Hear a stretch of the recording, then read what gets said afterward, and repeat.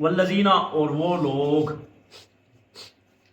یتوفون جو فوت ہو جاتے ہیں منکم تم میں سے، وہ لوگ جو فوت ہو جاتے ہیں تم میں سے، وَيَذَرُونَ اور چھوڑ جاتے ہیں ازواجن بیویاں، یعنی وہ جو فوت ہوتے ہیں اور ان کی بیویاں رہ جاتی ہیں، یتربصن وہ روکے رکھیں وہ عورتیں بانفسہن اپنی جانوں کو، اربعۃ 4 اشہر مہینے، 4 مہینے و عشرہ اور 10 دن، 4 ماہ 10 دن، فَإِذَا پس جب بلغنا پہنچ جائیں اجلہن اپنی میعاد کو، یعنی عدت پوری ہو جائے، فلا جناح پس کوئی گناہ نہیں ہے، علیکم اوپر تمہارے، فی ما اس معاملے میں، فعلنا کہ وہ عورتیں کریں، فی انفسہن اپنی جان کے متعلق کوئی فیصلہ، بالمعروف شریعت کے مطابق،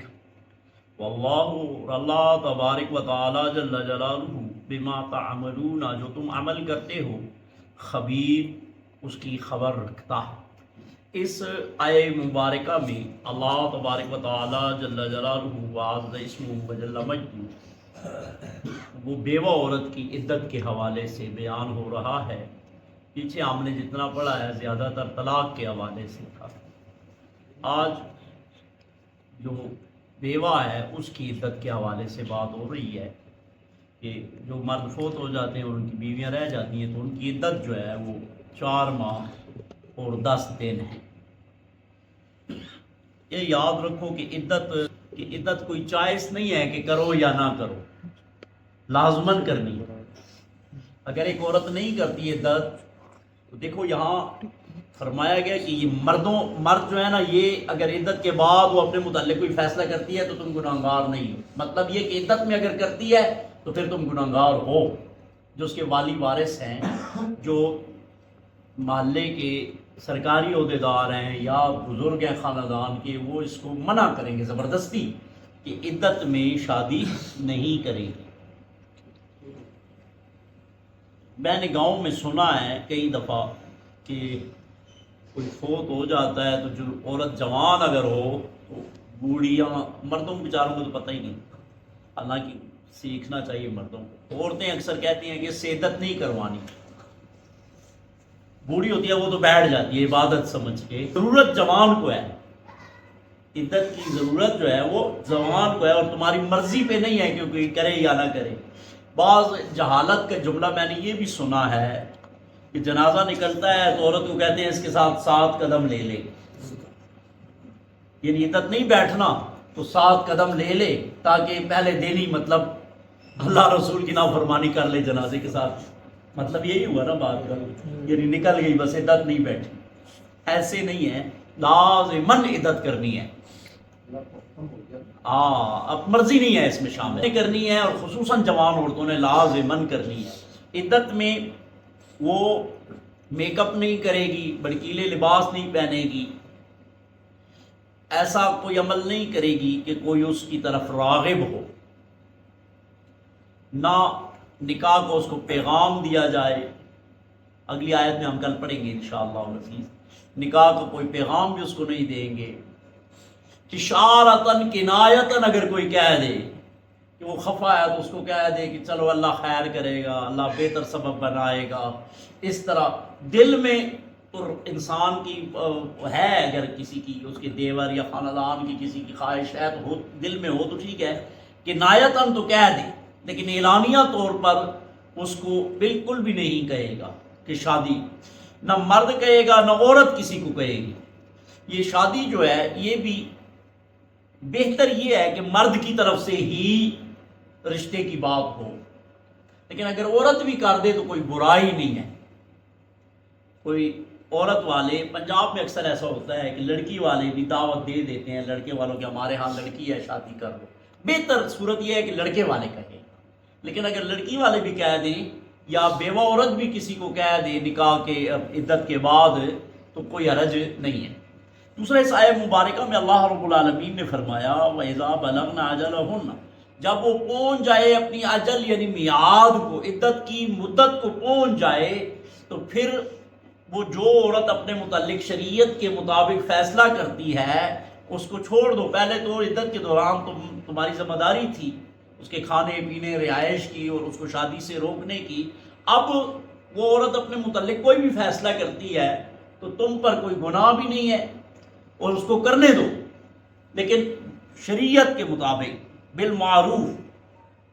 یہ حکم اب عورت کے جو والی وارث ہیں ان کو ہے. ظاہر ہے شوہر ادھر فوت ہو گیا ہے تو سسر یا دیور تو ذمہ دار نہیں ہوتے، تو اس کا جو باپ ہے یا اور ایسے لوگ ہیں تو وہ اس کو نہ روکیں، یا دیور لوگ بھی جھوٹی انا میں نہ پھنس جائیں کہ ہماری بھائی کی بیوہ ہے یہ شادی کیسے کرے گی، ہماری عزت ہے. کوئی عزت نہیں ہے، ختم. شادی عدت ختم ہو گئی، بھائی فوت ہو گیا، یہ اس کی بیوی ہی نہیں ہے.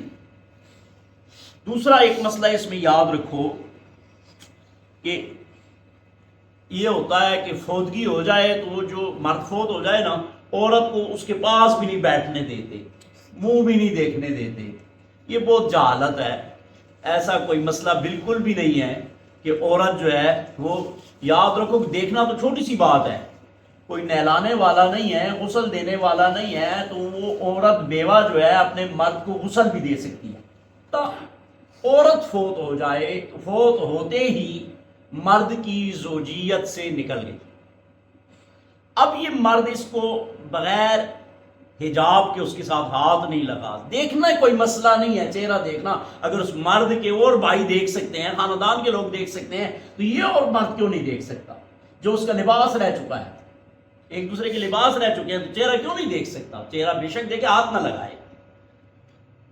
چارپائی بھی اٹھائے، کوئی قبر میں اتارنا ہے قبر میں بھی اتارے، کیونکہ کفن ہوتا ہے نا درمیان میں، قبر میں بھی اتار سکتا ہے، چارپائی بھی اٹھا سکتا ہے، جنازہ پڑھانے والا ہے تو جنازہ بھی پڑھا سکتا ہے، سب کچھ کر سکتا ہے. صرف اس کے وجود کو ہاتھ نہیں لگا سکتا کہ اب یہ اس کی بیوی نہیں ہے. تو جس طرح اور خاندان کے لوگ سارے دیکھ سکتے ہیں، اس کا جنازہ اٹھا سکتے ہیں، اس کو دفنا سکتے ہیں، اس طرح یہ مرد بھی کر سکتا ہے. صرف وہ جو زوجیت کا رشتہ ہے وہ ختم ہو گیا ہے. لیکن پہلی بات بہت زیادہ ہوتی ہے کہ مرد فوت ہو جائے تو عورت کو دیکھنے بھی نہیں دیتے، تو یہ جہالت ہے.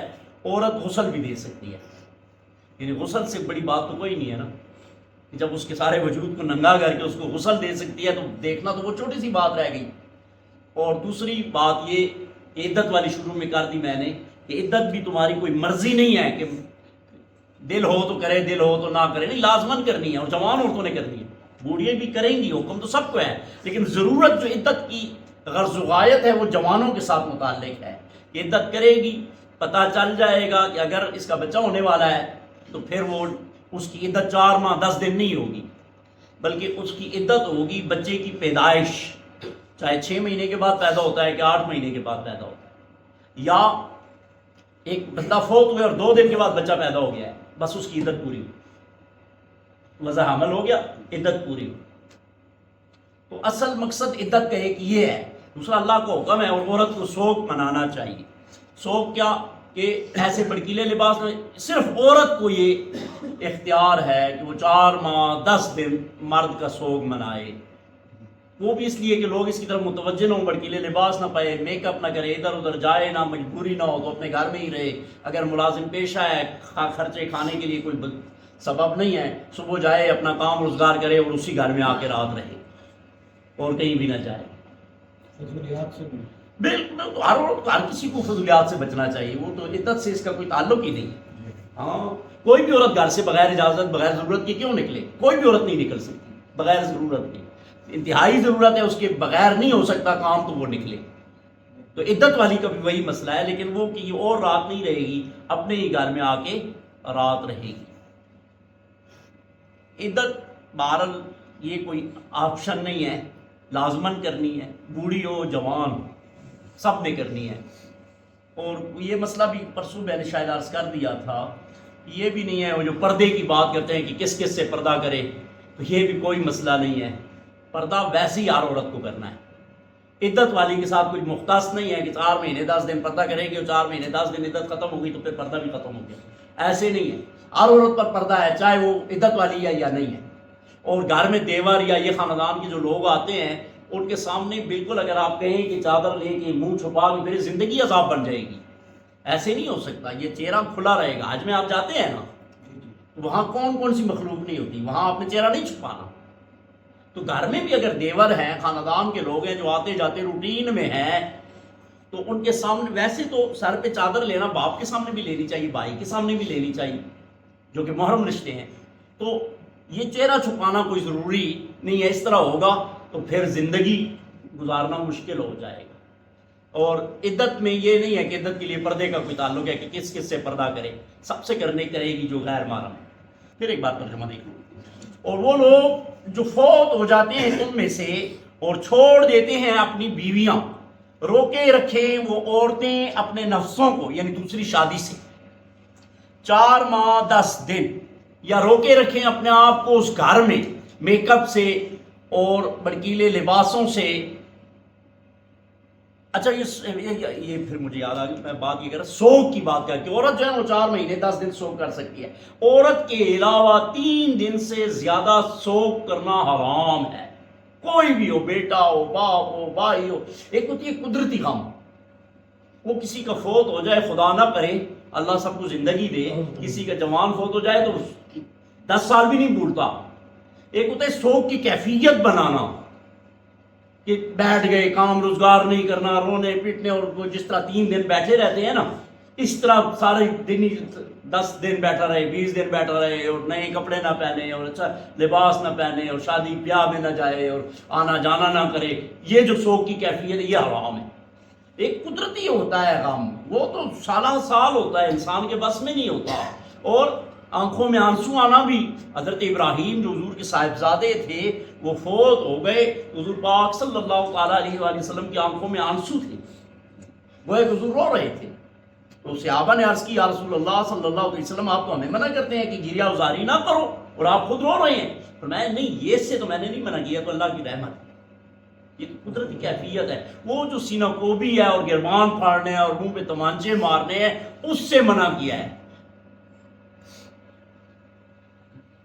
من ضرب الحدود وشق الجیوب دعا من داع الجاہلیہ فلیس منا، او کما قال النبی صلی اللہ تعالیٰ علیہ وسلم، جو منہ گربان پاڑتی ہیں اور دپڑ منہ پہ تمانچے مارتی ہیں، فرمایا یہ جہالت کی رسموں میں سے رسمیں ہیں، جو ایسا کرتے ہیں ہمارے ساتھ اس کا کوئی تعلق نہیں ہے۔ وہ لوگ جو فوت ہو جاتے ہیں تم میں سے اور چھوڑ دیتے ہیں بیویاں، وہ روکے رکھیں اپنے آپ کو 4 ماہ 10 دن، جب وہ پہنچ جائے اپنی عدت کی مدت کو، بس کوئی گناہ نہیں ہے مردوں تمہارے اوپر کہ وہ عورتیں اپنے متعلق شریعت کے مطابق کوئی فیصلہ کریں، اور اللہ جل جلالہ جو تم عمل کرتے ہو اس کی خبر رکھتا ہے۔ اللہم صلی علی سیدنا مولانا محمد وعلی آل سیدنا و مولانا محمد وبارک وسلم۔